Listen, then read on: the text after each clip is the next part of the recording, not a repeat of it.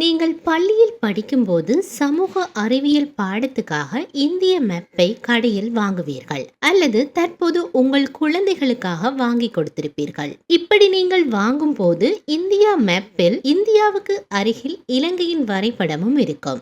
இலங்கை இந்தியாவின் பாகம் அல்ல என்பது நமக்கு நன்றாக தெரியும். ஆனால் இலங்கையும் இந்தியாவின் மேப்பில் இடம்பெற்றிருக்கும்.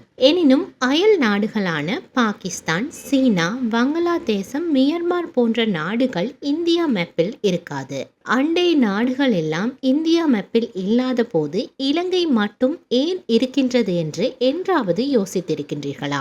இந்தியாவும் இலங்கையும் ஒரே நாடாக இருந்ததில்லை. பாகிஸ்தான், வங்களாதேசம் ஆகிய நாடுகள் தான் இந்தியாவுடன் இணைந்திருந்து பின்னர் பிரிந்து சென்ற நாடுகள். அப்படிப்பட்ட நாடுகளே இந்தியா வரைபடத்தில் இல்லாத போது இலங்கை மட்டும் இருப்பதற்கான காரணம் என்ன? ஆம், இதற்கு பின்னால் ஐநாவின் சட்டம் ஒன்று இருக்கின்றது.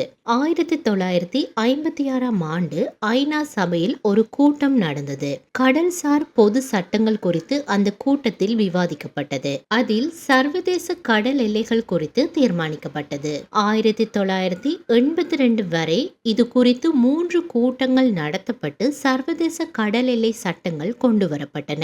அந்த சட்டத்தில் ஓர் அம்சமாகத்தான் ஒரு நாட்டின் எல்லை கடல் பகுதியாக இருந்தால் அதிலிருந்து சுமார் 200 நாட்டிக்கல் மைல் தொலைவு வரை அந்த நாட்டு வரைபடத்தில் இடம்பெற்றிருக்க வேண்டும் என்பது அந்த சட்டம். 200 நாட்டிக்கல் மைல் என்பது சுமார் 370 கிலோமீட்டர் தூரமாகும்.